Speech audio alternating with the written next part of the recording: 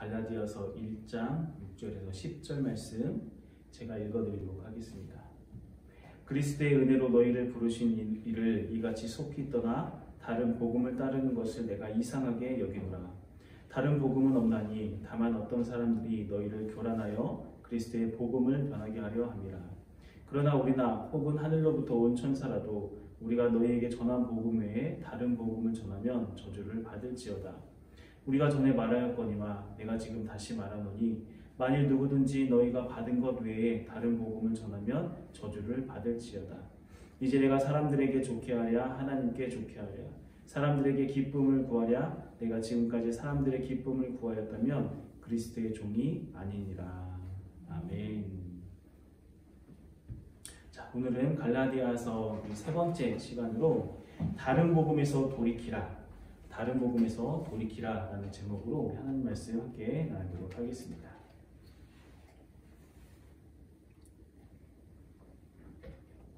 자, 우리가 저번 주에는 갈라디아 지역에 들어왔던 거짓 교사들, 그들이 했던 일은 자기들의 복음, 자기들의 사상을 전파하기 위하여서 기존에 있던 사도 바울이 전해왔던 이 복음의 그 틀을 무너뜨려야 했기 때문에, 그렇기 때문에 했던 일이 뭐냐면은 사도 바울의 에토스, 그러니까 사도 바울의 됨됨이, 그에 대한 신뢰, 그러니까 그에 대한 그가 가지고 있던 사도성을 무너뜨림으로써 사도 바울이 전했던 그 모든 복음의 기초까지 다 무너뜨리려고 했다라고 이야기를 했어요. 그러한 사실을 알고 사도 바울이 갈라디아서를 기록할 때 가장 처음으로 했던 것이 뭐냐면은 자기의 사도성에 대해서, 사도의 정당성에 대해서 이야기를 했는데, 그런데 사도 바울은 그 거짓 교사들의 그런 공격에 단 한 절로 응수를 했습니다. 1장 1절 말씀 보면은 사람에게서 난 것도 아니요 사람으로 말미암은 것도 아니요 오직 예수 그리스도를 그와 죽은 자 가운데서 살리신 하나님 아버지로 말미암아 사도된 바울은. 자, 이렇게 단 한 절로 그들의 거짓 교사들의 모든 말들, 공격들을 응수할 수 있었던 것은 사도 바울 자신이 걸어왔던 삶, 그 갈라디아 지역에서 어떻게 복음을 전했는지 사람들이 다 안다는 거예요. 하나님의 사람이 아니라면, 정말 사도가 아니라면 저런 삶을 살 수 없어. 그러니까 사도 바울이 자기의 발걸음을 통하여서 자기의 사도됨을 증명했다라고 우리가 함께 저번 시간에 이야기를 나눴습니다. 다들 기억이 나시죠? 자, 그렇게 이제 자신의 사도권에 대한 변론을 마친 이 사도 바울은 이제 오늘 말씀에서는 어떤 이야기를 하냐면은 갈라디아 지역의 그 성도들을 향하여서 굉장히 쓴소리를 하고 있는 모습을 우리가 보게 돼요. 자, 뭐라고 하는지 말씀을 살펴보면 6절 말씀 같이 한번 읽어볼게요. 6절 시작. 그리스도의 은혜로 너희를 부르신 이를 이같이 속히 떠나 다른 복음을 따르는 것을 내가 이상하게 여기노라. 자, 사도 바울은 그 갈라디아 지역의 성도들을 향하여서 내가 도저히 이해할 수 없다 이렇게 이야기를 하고 있어요. 무엇을 이해할 수 없는가? 분명히 사도 바울이 있을 때는 사도 바울이 했던 그 말, 예수 그리스도의 그 복음을 잘 받아들이고 믿고 영접하고 나도 예수 그리스도의 그 십자가 은혜로 구원받았습니다라고 고백했던 이 사람들이 그 거짓 교사들이 와서 전했던 그 말 몇 마디에 어떻게 떠났다고 나왔냐면은 속히 떠났다. 급하게 빨리 순식간에 다른 복음을 따르는 것을 내가 도저히 이해할 수 없다 이렇게 이야기를 하고 있어요. 그러니까 사도 바울의 입장에서는 정말 속상하고 마음이 무너질 만한 일이었을 거예요. 사도 바울이 어떻게 복음을 전했는데 거기서 돌 맞아 죽을 뻔하면서도, 거의 죽을 뻔한 그 위기를 겪으면서도 그렇게 목숨을 걸고 그렇게 한 영혼 한 영혼을 그렇게 주님 앞에 부모의 심정으로, 낳는 심정으로 그렇게 키웠는데 그들이 한순간에 다 넘어갔다고 하니 마음이 무너질 만한 그런 일이었죠. 그런데 이제 우리가 여기서 한 가지 생각해 볼 문제는, 자, 사도 바울의 말처럼 갈라디아 지역의 그 성도들은 왜 그렇게 거짓 교사들의 말에 속히 떠났을까? 그들의 마음이 그렇게 속히 미혹되었을까?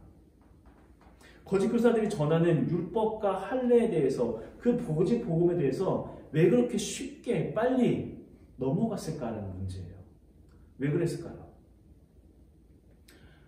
우리가 그 이유를 알기 위해서는 그 갈라디아 지역에 살고 있었던 사람들의 문화적인 배경을 어느 정도 좀 이해를 해야 하는데, 당시 갈라디아 지역, 그러니까 갈라디아 지역뿐만 아니라 그 당시에는 로마가 온 지중해, 그러니까 세계를 지배하고 있었던 때였는데 행정상으로는 로마가 지배를 했지만 로마 안에서 그들의 문화를 형성하는 것은 헬라 문화였어요.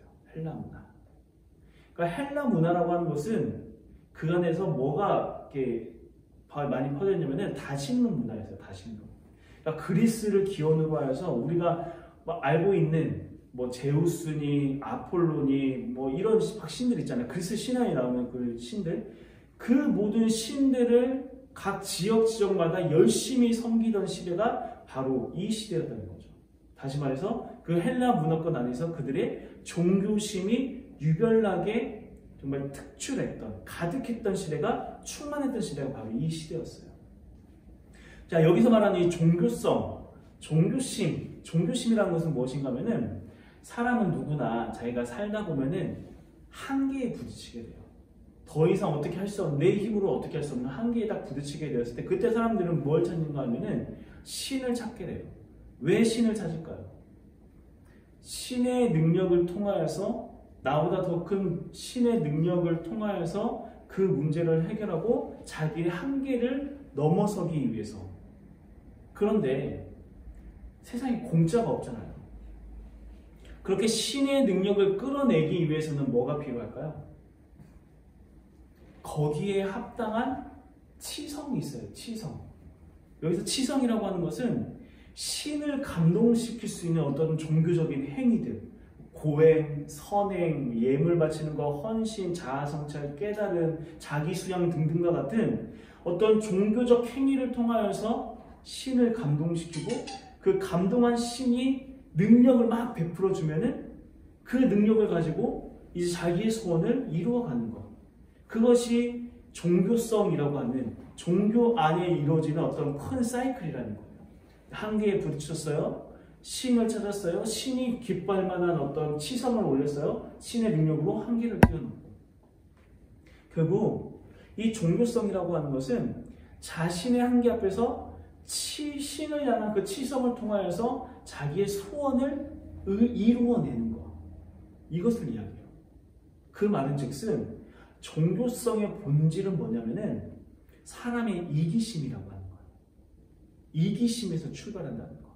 자기가 섬기는 신을 위하여서 신을 섬기는 것이 아니라 신이 가지고 있는 능력을 이용하기 위하여서 신을 섬기는, 자기의 소원을 이루어내고자 하는 사람의 이기심이라는 거죠. 자, 이러한 종교성이 깊이 자리 잡은 이 헬라 문화 속에서 사도 바울이 전했던 복음은 어떤 복음이었죠? 오직 믿음으로만 구원을 받는다. 사람의 노력, 사람의 어떤 열성, 치성을 통해서 신에게 뭔가를 얻어내는 것이 아니라 사도 바울이 전했던 복음은 아무런 소망 없는 사람들을 위해서 신의 아들이었던 예수 그리스도가 십자가에 못 박혀 죽었고 우리는 그것을 믿기만 하면 구원을 받을 수 있다. 자, 이러한 복음이 감사하기는 한데 여태껏 종교성에 익숙한 이들에게는 뭔가 부족해 보였을 거라는 거예요. 왜 그럴까요? 여태껏 자기들이 믿었던 신들은 그냥 인간이 항상 뭔가를 해줘야 거기에 따라서 응답해주는 신이었잖아요. 그들이 믿었던 신들은.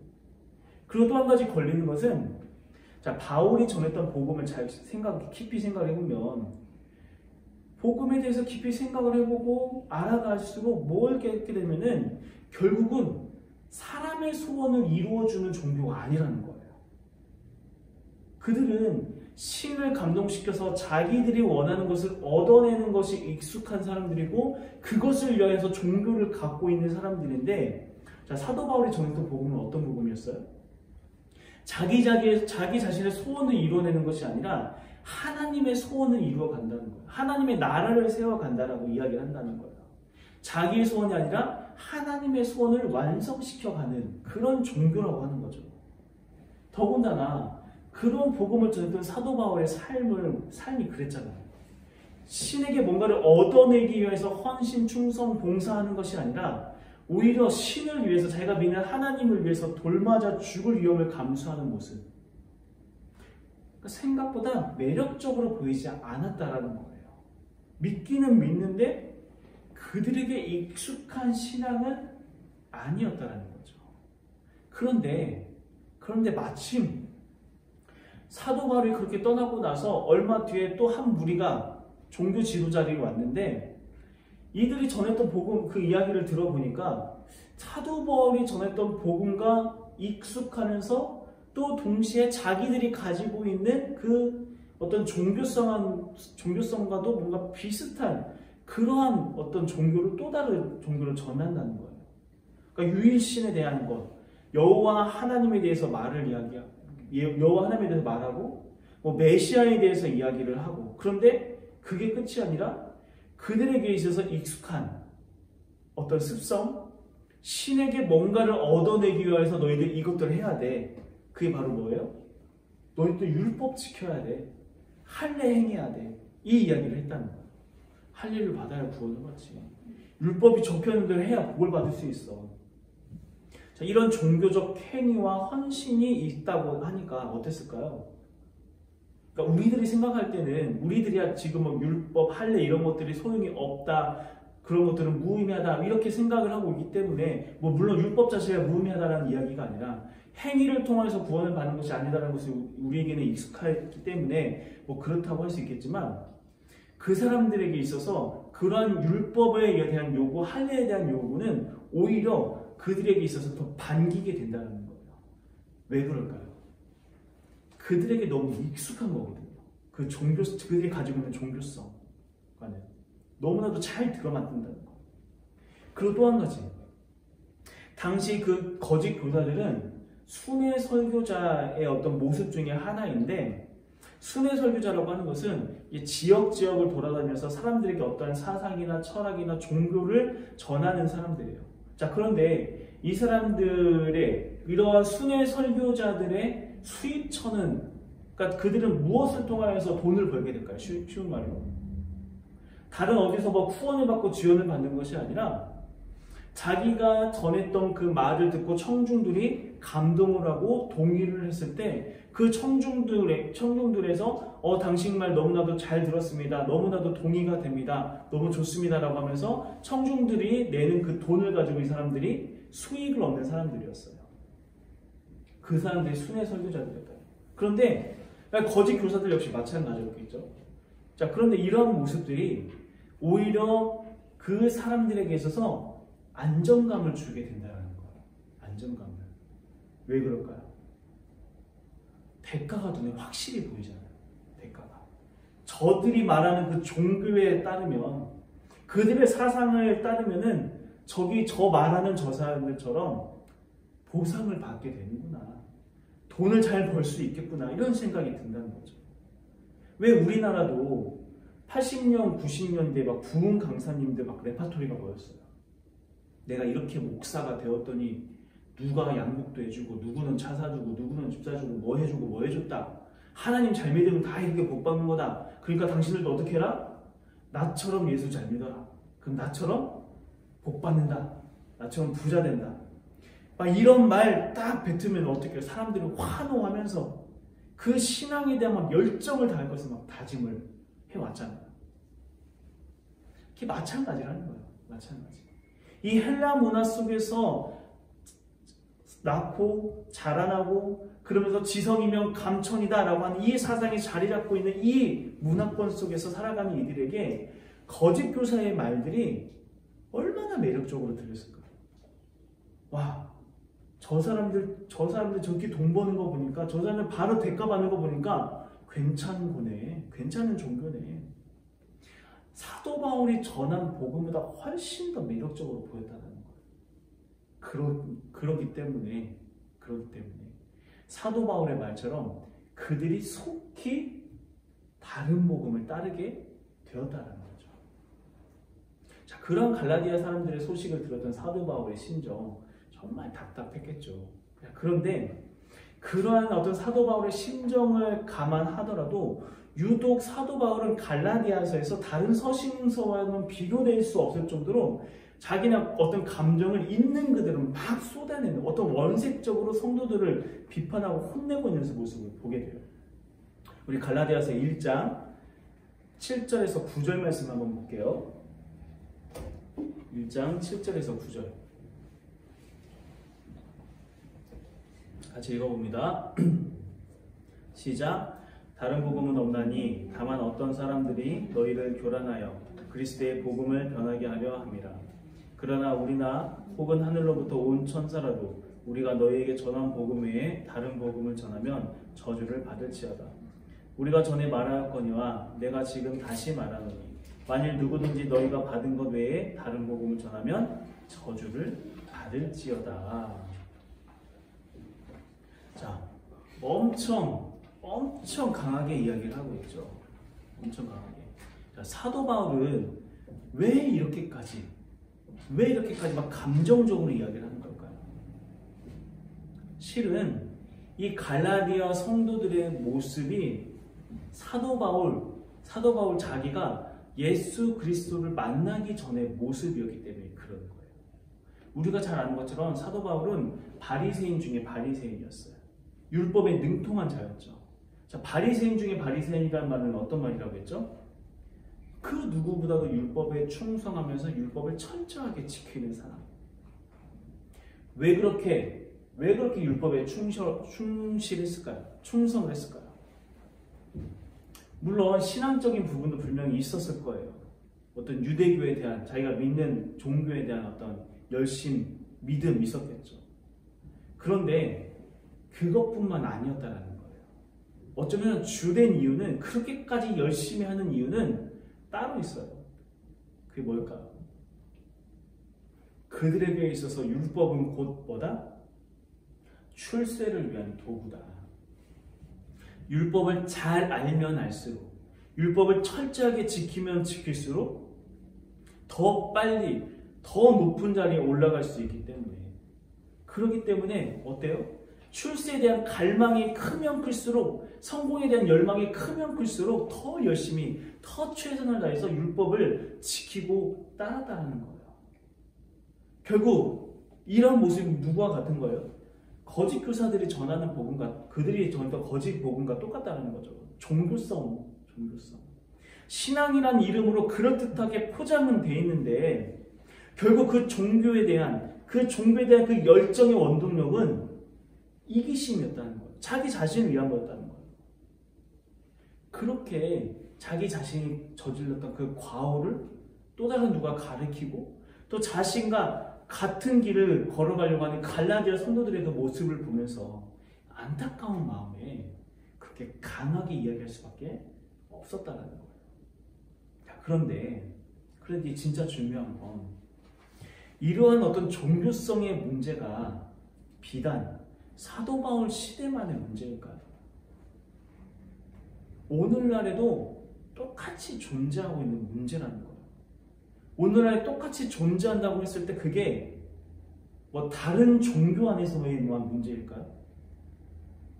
뭐 절에 가서 108배 드리고 뭐 무건 수행하고 뭐 이슬람 같은 경우에는 뭐 라바다 기간에서 뭐 금식하고 하루에 몇 번씩 기도하고 우리 그런 모습 보면서 아이고 우상 숭배하네 어떡하냐 쟤네들 저 영혼도 아이고 찌찌찌 하면서 혀를 차는데 물론 그 사람들 보면서 참 안타깝죠. 거짓 신을 가지고 거기에서 그 믿음을 가지고 헛된 신을 막 섬기고 있으니까 의미 없는 종교 행위를 하고 있으니까 안타깝죠.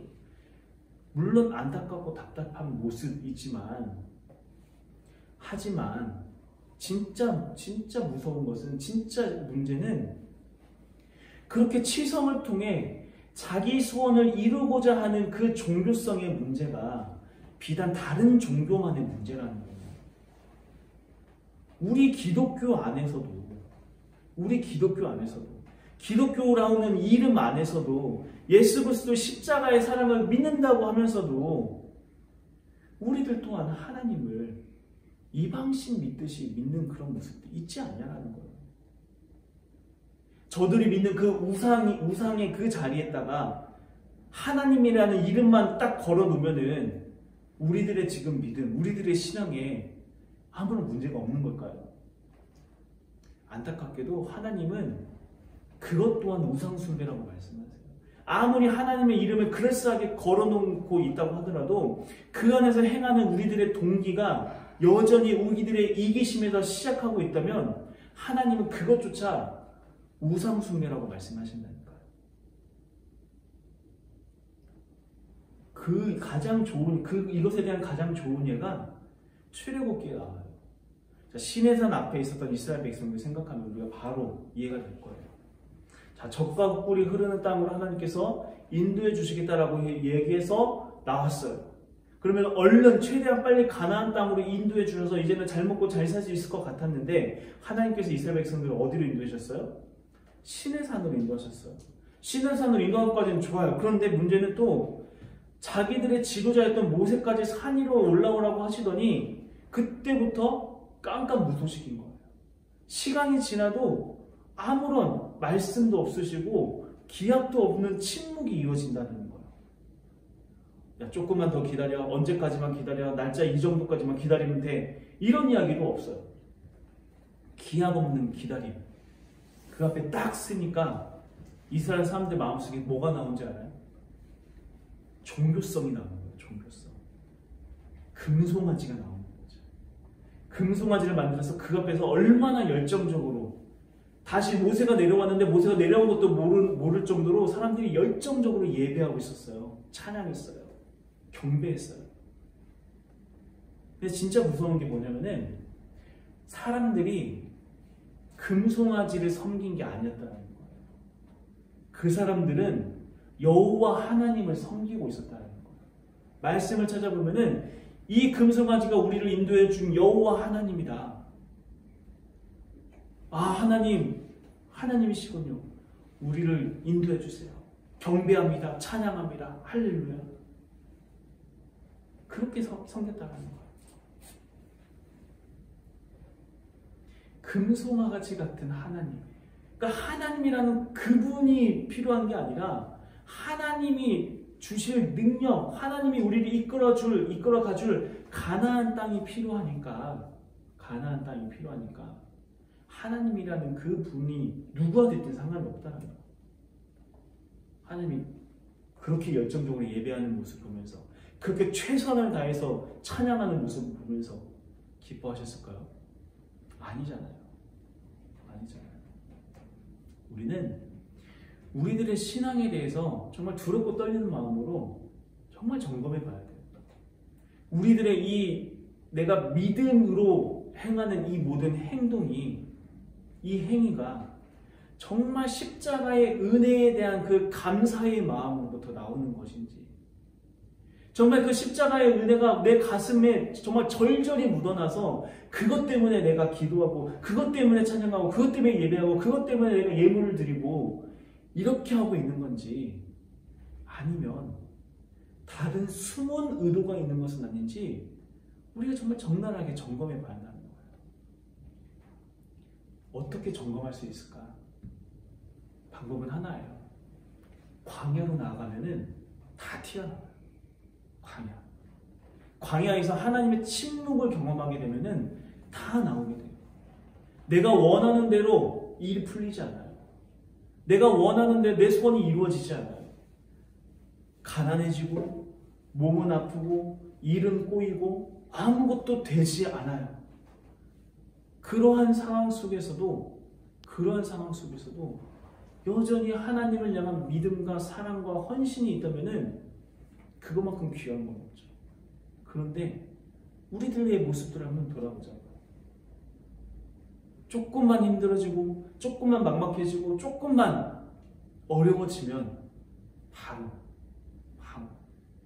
쉽게 무너져버리는 그런 모습들. 어떤가요? 정말 우리들의 믿음, 열정, 신앙적으로 보이는 이 모든 행동, 기도, 말씀, 헌신, 봉사, 이 행위의 모든 동기가 어디 있었는가? 정말 하나님을 향한 그 사랑의 마음 때문에 나오는 거였는지, 아니면 숨겨진 내 이기심을 만족시키기 위해서 하나님부터 뭔가를 얻어내기 위한 것이었는지. 정말 어려운 것은 이게 정말 한 끗 차이라는 거예요. 한 끗 차이. 한 끗 차이라는 게 뭐냐면은 지금 옛날 말고 오늘 내 마음 가운데 십자가의 은혜가 살아있는가 없는가, 바울이 말한 그 그리스도의 은혜, 십자가의 은혜가 지금 내 마음속에 그 감격이, 그 은혜에 대한 그 황송함이 내 마음속에 지금 머물러 있는가 없는가로 인하여서 이게 정말 종교성으로 가는지, 정말 하나님을 향한 헌신으로 가는지 이게 갈린다는 거죠. 처음에는 분명 십자가에 대한 은혜에 대한 감격으로 시작했을 수도 있어요.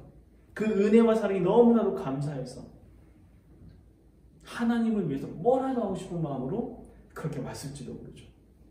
그런데 사랑은 망각하는 존재잖아요. 어느 순간 그 십자가의 은혜가, 그 사랑이 내 마음속에 무뎌지기 시작할 때, 예수님의 십자가를 생각해도 더 이상 아무런 감동도 감흥도 없게 되었을 때, 그 순간부터, 바로 딱 그 순간부터 우리는 종교성으로 종교 활동하고 있게 된다는 거죠. 그게 바로 1장 6절에서 말씀했던 것처럼 속히 떠나 다른 복음을 따르는 거, 남의 이야기가 아니라는 거예요. 우리가 정말 기억해야 할 것은 하나님의 이름만 들어간다고 해서, 예수님의 이름만 들어간다고 해서 그게 기독교가 아니라는 거예요. 예수님의 이름만 들어간다고 해서 그게 복음이 아니라는 거예요. 그 모든 과정까지도, 시작 동기까지도 무엇에부터 시작했는지, 무엇을 향해 가는지. 기독교의 진짜 진수는 그리스도의 십자가의 은혜로 말미암아 그 은혜 때문에 신이 바뀌는 것이 아니라, 하나님의 뜻이 바뀌는 것이 아니라 우리의 소원이 바뀌는 게, 그게 바로 기독교의 진수예요. 다른 종교처럼 신을 달래서, 하나님을 달래서 내 소원을 얻어내는 것이 아니라, 기도하다가 내 소원이 변하고, 기도하다가 내가 변해서 내가 하나님의 뜻에 맞춰지는 거. 그래서 십자가의 그 은혜 때문에 나의 모든 것을 기꺼이 내려놓을 수 있는 거. 그게 기독교의 진짜 진수라는 거죠. 갈라디아에서 계속 그 이야기를 하고 있어요. 우리가 계속 말씀을 보면서 알겠지만 계속 그 이야기를 하고 있죠. 10절에서도 이렇게 이야기해요. 10절, 이제 내가 사람들에게 좋게 하랴, 하나님께 좋게 하랴. 사람들에게 기쁨을 구하랴. 내가 지금까지 사람들의 기쁨을 구하였다면 그리스도의 종이 아니니라. 자, 뭐라고 하고 있죠? 사람들의 기쁨을 구했다면 나는 그리스도의 종이 아니다. 이렇게 이야기하는데, 그 사람 안에는 누구도 포함될까요? 나 자신도 포함된다는 거예요. 내가 나의 기쁨을 구하였다면 나는 그리스도의 종이 아니다. 이렇게 얘기하고 있죠. 우리가 이제 오늘 말씀을 통하여서 지금 오늘 우리들의 믿음, 나의 믿음의 원동력은 도대체 무엇인지 우리가 점검해 봐야 돼요. 혹시 나는 이방신을 믿듯이 하나님을 달래서, 어르고 달래서 내가 원하는 거 얻어내려고 하는 그런 이기심을 가지고 그것을 원동력으로 삼고 있지는 않는지, 아니면 나 같은 죄인 위하여 십자가 지신 그 예수 그리스도의 그 사랑, 그 은혜 때문에 그 십자가에 대한 사랑을 원동력으로 우리가 그 길을 걸어가고 있는지, 우리가 다시 한번 흐트러진 우리들의 그 신앙을 바로잡고 다른 복음이 아니라 다른 복음에서 이제는 돌이켜서 참된 복음을 따라가는 우리 모든 성도님 되시길 간절히 소망합니다.